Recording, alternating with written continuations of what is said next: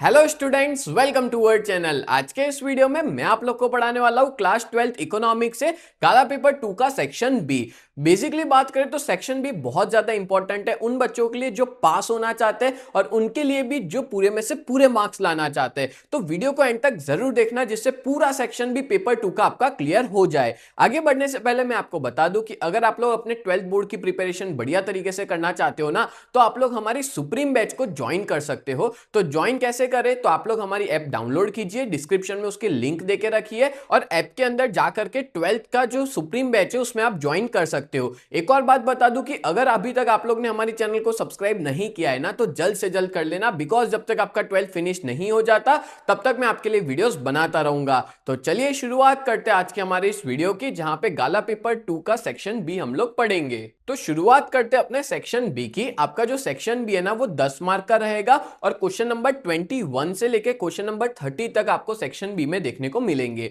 तो पहला क्वेश्चन क्या दिया है? Give the full name of the CD and give an example of it. मतलब सीडी का फुल फॉर्म बताओ और उसके एग्जांपल दो। तो देखो, सीडी का फुल फॉर्म होता है कॉम्पैक्ट डिस्क और उसके एग्जांपल में आप ये एग्जांपल लिख सकते हो, CD of national income accounts of India या CD of census of India या सीडी ऑफ एनएसएसओ आप लिख सकते हो। ठीक है, बहुत ईजी क्वेश्चन था, चैप्टर नंबर 1 से है। ये दोनों इसके एग्जांपल्स है जो सीडी का आज की डेट में भी यूज करते हैं। देन आगे बात करें तो नेक्स्ट है number 22, what is infant mortality rate and what it is reflect. तो देखो याद रखना, during a year number of infant dies from 1 year out of 1000 birth is known as infant mortality rate. देखो आपको बहुत सिंपल लैंग्वेज में समझाता हूं। इन्फेंट का मतलब होता है ऐसा बच्चा जिसकी एज 1 साल अभी पूरी नहीं हुई है, उससे छोटे बच्चे को अपने इन्फेंट कहते हैं। ठीक है, मतलब 1 साल से छोटा बच्चा होता है ना, उसको इन्फेंट कहते हैं। तो ऐसे कितने बच्चे हैं जिनकी उम्र अभी 1 साल पूरी नहीं हुई, उससे पहले वो मर जाते हैं, ठीक है, पूरे साल के दौरान। तो और उसको कंपेयर किया जाता है आउट ऑफ 1000 बर्थ से।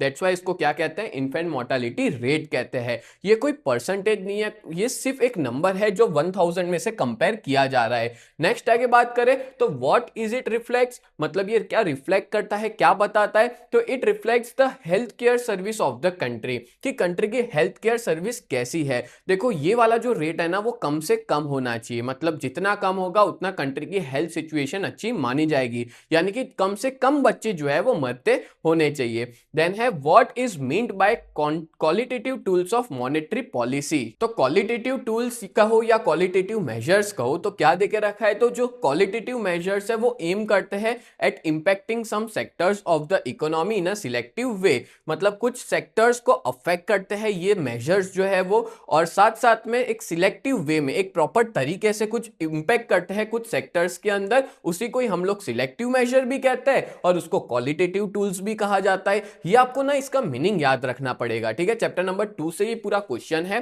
देन है number 24, give the meaning of commercial bank and central bank. तो देखो कमर्शियल बैंक और सेंट्रल बैंक का मीनिंग तो बहुत ज्यादा इजी है। कमर्शियल बैंक में लिख लेना, commercial bank is a business unit which provides banking service for profit. Yes, एक ऐसा बिजनेस है कमर्शियल बैंक जो बैंकिंग सर्विस देता है, किसके लिए? प्रॉफिट के लिए। और सेंट्रल बैंक की बात करें तो सेंट्रल बैंक एक एपेक्स बैंक है कंट्री के अंदर, जिसका काम है aid, regulate and promote the entire money market, मतलब जो भी अपनी कंट्री का मनी मार्केट है उसको रेगुलेट करने का काम सेंट्रल बैंक का, और उसको एपेक्स बैंक कहते हैं। एक और चीज याद रखना, हमारी कंट्री में सेंट्रल बैंक ही आरबीआई है, यानी कि रिजर्व बैंक ऑफ इंडिया को ही सेंट्रल बैंक अपने कहते हैं। As well as RBI money market को तो हैंडल करती है, साथ साथ में अपनी कंट्री के अंदर जो भी फाइनेंशियल स्टेबिलिटी है, रुपीज अप डाउन हो रहा है या मान लो डिप्रेशन चल रहा है, इन्फ्लेशन चल रहा है, ऐसी सारी सिचुएशन को कंट्रोल करती है आरबीआई, जिससे अपनी कंट्री का ओवरऑल ग्रोथ हो, अच्छा हो हमारी कंट्री का। ठीक है, उसको ही अपने क्या बोलते हैं? सेंट्रल बैंक बोलते हैं। और हर कंट्री की सेंट्रल बैंक होती है, जैसे अपने इंडिया है, इंडिया की सेंट्रल बैंक है आरबीआई, जैसे अमेरिका की सेंट्रल बैंक है फेडरल बैंक ऑफ इंडिया। ठीक है, हर कंट्री की अपनी खुद की सेंट्रल बैंक होती है जिसको एपेक्स बैंक भी अपने कहते हैं।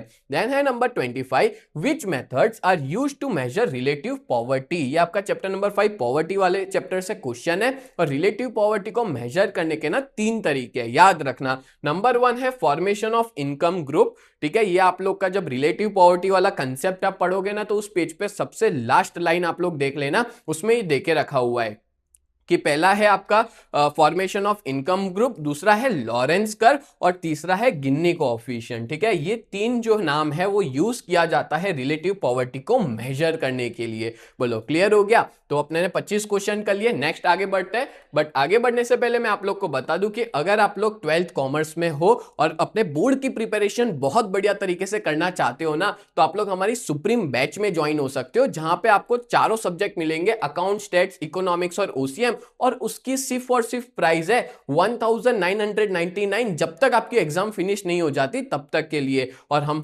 तीन फैकल्टी है जो 4 सब्जेक्ट्स पढ़ाते हैं। मैं इकोनॉमिक्स और ओसीएम पढ़ाता हूं, कल्पेश सर अकाउंट्स पढ़ाते हैं, हेमल सर स्टैटिस्टिक्स पढ़ाते हैं। और सच बता रहा हूं, आप लोग हमारी इस बैच में जरूर ज्वाइन करना, आपका रिजल्ट डेफिनेटली बढ़ेगा। ठीक है, और आप लोग अगर हमारी वेबसाइट को विजिट करना चाहते हो तो हमारी वेबसाइट है, ज्यादा डिटेल्स के लिए तो www.ugt.co.in। और अगर आप हमें कांटेक्ट करना चाहते हो तो हमारा फोन नंबर है ऑफिस का 7202012221। ठीक है, और अगर आप लोग ने अभी तक ऐप डाउनलोड नहीं किया तो जल्द से जल्द कर देना, उसमें ही कोर्स अवेलेबल है। हमारी ऐप का नाम है यूजीटी, आपको हमारी ऐप जो है वो प्ले स्टोर पे मिल जाएगी। ठीक है, यूजीटी नाम से। और अगर आप लोग आईफोन यूजर हो तो माई इंस्टीट्यूट नाम से अवेलेबल है आईफोन के अंदर। ठीक है, ऐप स्टोर से आप लोग डाउनलोड कर सकते हो और उसमें आपको ORG कोड डालना होगा डाउनलोड करने के बाद, VUGKX, बस इतना कर लोगे आप, हमारी ऐप को डाउनलोड कर लोगे। डाउनलोड करते ही आप लोग को वहां पे 12th का टैब दिख जाएगा और उसके अंदर ये पूरी बैच है जिसको आप परचेस कर सकते हो। और सच बता रहा हूं, अगर आप ये परचेस कर लेते हो बैच तो आपका डेफिनेटली रिजल्ट बढ़ेगा। और काफी सारे बच्चे हमारी इस बैच में ज्वाइन हो गए हैं।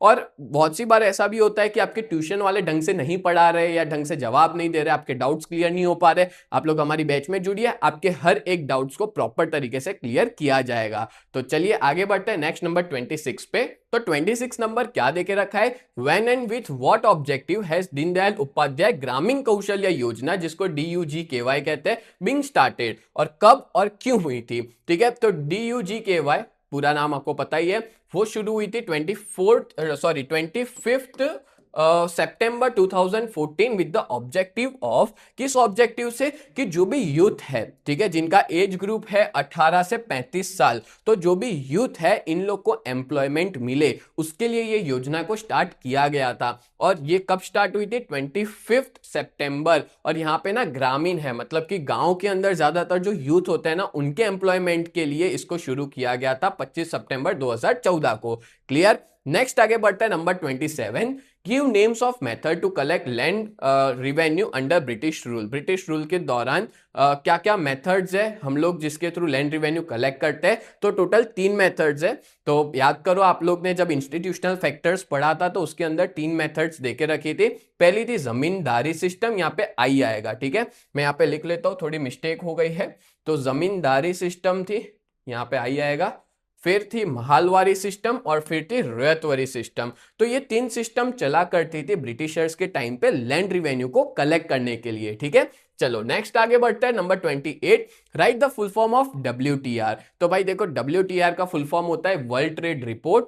और वर्ल्ड ट्रेड रिपोर्ट जो है वो किस हिस्टोरियन ने इन्वेंट किया था, विच हिस्टोरियन इन्वेंशन इज इट, तो वो इन्वेंट किया था एग्नस मैडिसन ने। ये नाम याद रखना, वर्ल्ड ट्रेड रिपोर्ट को एग्नस मैडिसन ने इन्वेंट किया था। देन बात करें तो Kribhco as well as GSPC comes under which type of industry, तो ये दोनों किस टाइप की इंडस्ट्री के अंदर आते हैं, तो याद रखना ये कोऑपरेटिव सेक्टर इंडस्ट्रीज के टाइप है, दोनों के दोनों। ठीक है, नेक्स्ट लास्ट क्वेश्चन की तरफ बढ़ते हैं। ये आप लोग का ना नया चैप्टर है, चैप्टर नंबर 12, जो इस साल ऐड हुआ है। ठीक है, तो what is agro forest and what is crop protection, दोनों चीज मैं आपको बताता हूं। देखो, एग्रो फॉरेस्ट मतलब क्या होता है, agro forest is a combination of fruits, vegetables, grain, pulses growing in our geographical area in which there is no competition between plants, rather they grow by helping each other। Agro forest ना एक ऐसा combination है जहां पे एक साथ काफी चीजें उगाई जाती है, फ्रूट्स भी उगाए जाते हैं, वेजिटेबल्स भी उगाए जाते हैं, ग्रेन्स उगाए जाते हैं, पल्सेस उगाए जाते हैं,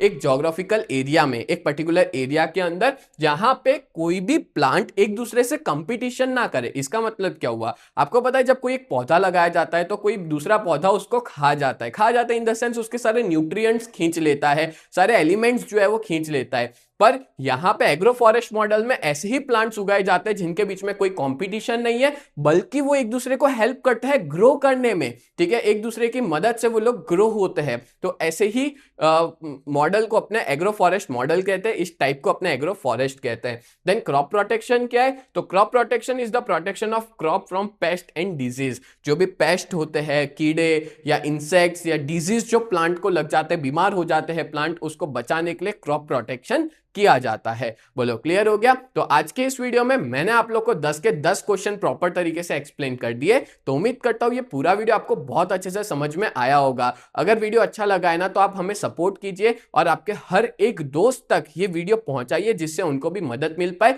वो लोग भी गाला पेपर का सॉल्यूशन अच्छे से कर सके। तो वीडियो अच्छा लगा हो तो सब्सक्राइब जरूर करना। मिलते हैं नेक्स्ट वीडियो में, तब तक के लिए bye and thank you so much.